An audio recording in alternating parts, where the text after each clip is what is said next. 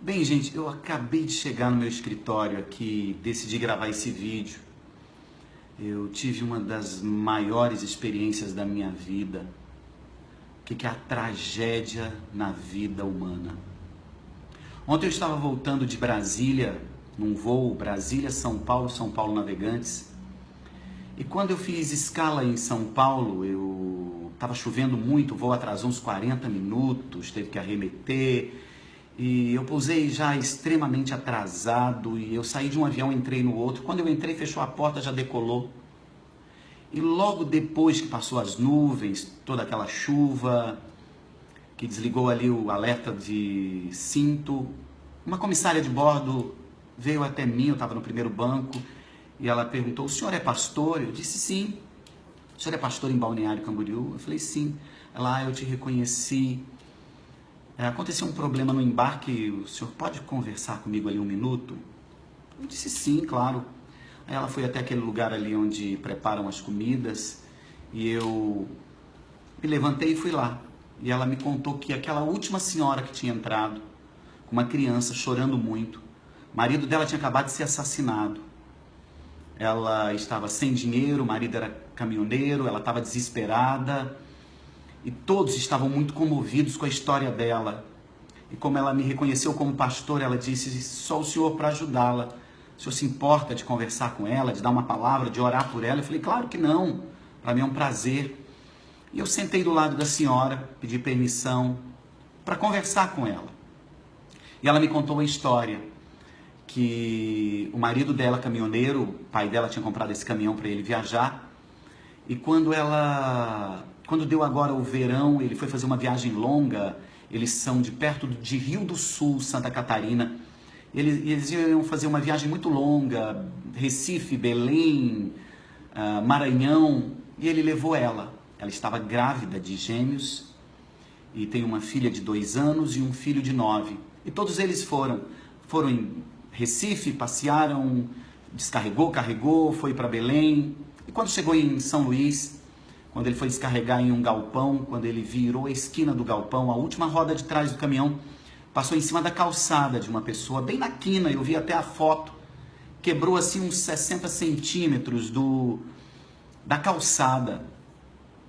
E ele estacionou no galpão onde ele ia descarregar, e o dono do galpão veio até a casa, bateu e disse: olha, o caminhão ali estragou a calçada, mas a gente já vai mandar arrumar. E eles ficaram ali, descarregaram e anoiteceu. E ele tinha mais uma outra carga, não dava para ir para o outro lugar que estava fechado, e eles ficaram ali. Ela disse que desceu do caminhão com os filhos, arrumando as roupas para ir a um banheiro tomar banho. E ele foi buscar, o marido dela foi buscar a chave para poder abrir a porta do banheiro. Quando ela escuta um barulho e uma gritaria, e ela correu. E ela viu o marido dela segurando as 2 mãos de um homem, e numa das mãos daquele homem tinha uma faca. E quando ela chegou desesperada, o marido dela dizia: eu fui esfaqueado, eu fui esfaqueado. E ela tentou tirar a faca da mão dele, e ele tentando esfaquear o marido dela, e ela, de repente, o marido cai no chão, e ele tenta esfaquear ela segura, e ele corta a mão dela, ela estava com um corte na mão. E as crianças gritando, e quando aquele homem viu, ele foi embora. Aquele homem era o dono daquela casa. Ele chegou no final da tarde, e viu a calçada quebrada, e a esposa disse: foi o motorista daquele caminhão. E ele saiu de casa com uma faca, foi lá e esfaqueou aquele homem por 60 centímetros de uma calçada. Como aquela mulher me disse, por meio saco de cimento, consertaria aquilo. As pessoas vieram e ela foi para o hospital com o marido, e uma mulher ali da rua, uma vizinha, ficou com as 2 crianças. Ela disse: eu fico com as suas crianças, vai com o seu marido, vai. Chegando no hospital, à noite, ele teve uma hemorragia e logo que entrou no hospital ele faleceu. Eles passaram a madrugada inteira ali tentando resolver, e ela me disse que pegou todo o dinheiro que ele fez na viagem. Pagou uma funerária, comprou passagem de São Luís do Maranhão até Navegantes para ela e os 2 filhos, e ainda teve que pagar o transporte do caixão. Ela disse: eram 12 mil reais, eu gastei todo o dinheiro, faltou. E a minha família, a família do meu marido dizia: larga aí, nós não temos dinheiro para isso. Ela disse: eu não vou deixar meu marido aqui. E eles arrumaram um pouco de dinheiro, mandaram. E ela veio. Mas quando ela chegou no aeroporto para embarcar, ela, na hora do embarque, despachou o corpo ali no caixão, não deixaram o filho dela entrar, de 9 anos, porque o filho dela é filho só do marido e não dela. Ela tinha adotado, mas ela não usava o documento, porque sempre que viajava o pai estava junto, o pai biológico, então não precisava disso. E a companhia aérea e o juizado ali não permitiram ela embarcar. E ela em pânico, vendo o caixão entrar no avião, e ela não pôde embarcar com a criança. E aquela mulher da rua ali que tinha ficado com as crianças disse: vai e acompanhe o corpo do seu marido, eu fico com o seu filho até você poder buscar. Ela deixou aquela criança de 9 anos, uma pessoa estranha, e ninguém fez nada. Ela decolou junto com o caixão no bagageiro do avião, mas quando foi pousar, havia uma chuva muito forte em São Paulo. Quando pousou, ela estava passando muito mal de tudo aquilo. Quando ela desceu, ela estava sentindo dores fortes, ela foi ao banheiro e ela abortou. Eram gêmeos, saiu só um feto. E ela abortou. Por causa dessa situação, ela perdeu o voo. Então relocaram ela nesse voo que eu entrei ali na última hora e ela também entrou. Ou seja, o marido dela tinha morrido no dia anterior, esfaqueado. Ela estava sozinha.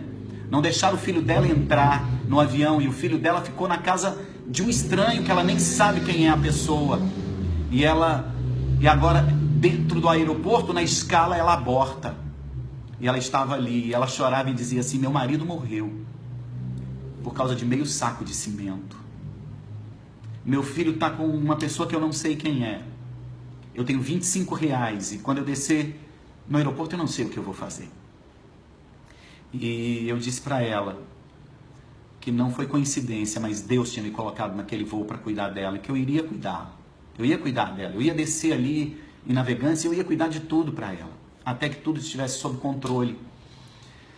E eu perguntei se alguém ia receber. Ela disse: meu pai e a minha madrasta moram em Navegantes, mas ele teve um AVC e quando eu comuniquei ele que meu marido morreu, ele sofreu um ataque e está internado no hospital. Tragédia sobre tragédia. Eu nunca tinha visto uma tragédia tão grande e uma sequência de fatos como esse. Quando nós descemos em Navegantes, não tinha nenhuma pessoa esperando ela. Ela não sabia o que fazer. O filho no Maranhão, ela não sabia onde estava o corpo do marido dela que veio em outro avião. R$ 25, ninguém ali, ela não sabia o que fazer. Quando eu desci no avião, eu tinha orado por ela, ela estava um pouco mais calma. Quando o avião pousou, a criancinha de 2 anos pediu para olhar na janela e disse: mãe, meu pai está aqui esperando a gente. E ela começou a chorar e aquela criança de 2 anos começou a consolar a mãe. Uma situação inexplicável. E quando eu desci ali, eu disse: senhora, nós vamos cuidar de uma coisa por vez, porque são tantas coisas. Primeiro eu vou saber do corpo, aonde está. Eu estava de terno, eu estava bem vestido, de pasta. Então quando eu cheguei na companhia aérea para saber, eles me atenderam muito bem. E o corpo já tinha chegado no voo anterior, a funerária estava esperando e já tinha levado. São 150 quilômetros de distância, ou seja, ela iria com a funerária, agora ela estava sem meios de transporte. Então eu disse a ela: a situação do corpo está resolvida, já foi. Agora eu vou resolver a sua ida. Eu vou contratar um táxi e eu vou pagar. E ela disse: não, é muito caro. Eu disse: senhora, Deus me colocou aqui para te ajudar. E eu vou te ajudar. E eu contratei um táxi para levar ela embora. Eu falei: agora vamos resolver o problema do seu filho. E eu fui à companhia aérea. E eles me atenderam. Liguei para essa senhora, achamos a criança. Eu falei que eu iria pagar tudo, a passagem aérea, um acompanhante para trazer. Só que ela estava indo embora e não podia receber a criança. Então chamei um dos pastores da igreja para ficar responsável, dar o nome ali, para receber a criança no outro dia. E a companhia aérea simplesmente entrou em contato com São Paulo, com tudo, e resolveram. O senhor não tem que pagar, relocamos a criança, não tem que pagar a pessoa que vai acompanhar, não tem que pagar nada. Naquela hora eu disse algo. Aquela criança não embarcou porque o pai estava morto no caixão. Como ela estava desacompanhada. Ela estava acompanhada com o pai morto. Mas ninguém fez nada por aquela mulher. Ela passou pela polícia, ela passou pelo juizado, ela passou pela companhia aérea, ela passou por tudo e ninguém fez nada. A miséria do ser humano, a desgraça na vida da humanidade, não é isso que essa mulher está passando. O marido morreu por uma quina de calçada quebrada, foi esfaqueado e morto. O filho teve que ficar longe com uma pessoa estranha. Ela teve um aborto no meio da viagem, sem dinheiro, sem orientação. A desgraça da humanidade não são as tragédias que o homem passa. A desgraça da humanidade é você não estender a mão a alguém. Se você não pode ajudar alguém, de que vale a sua vida? Sua vida, que valor tem nesse mundo, se você não pode ajudar alguém? Eu sempre digo na igreja que eu sou pastor, você pode fazer algo por alguém. Se você é pobre, tem alguém mais pobre que você. Se você está sofrendo, tem alguém que sofre mais que você. Se você está doente, tem alguém mais doente que você. Você pode fazer algo por alguém. A nossa vida só tem valor quando fazemos algo por alguém. Agora eu acabei de receber o vídeo. Ela abraçando o filho. Resolvemos o problema do filho, do corpo, táxi para levá-los, agora um outro táxi para levar a criança para casa, e ela abraçando, e me mandou aqui um vídeo. E eu sei que isso vai me marcar para o resto da vida. E essa frase, que eu sempre disse, daqui para frente ela terá um valor muito maior. Você pode fazer algo por alguém. Eu fui até o caixa eletrônico, saquei o dinheiro, o máximo que podia sacar ali, no limite daquela máquina, dei para ela. Ela me beijava a minha mão, e eu dizia: não me agradeça. Agradeça a Deus que me colocou no mesmo voo que você. Foi Deus que fez isso, porque Ele te ama. Deus te ama, e que você possa fazer algo por alguém. Deus te abençoe.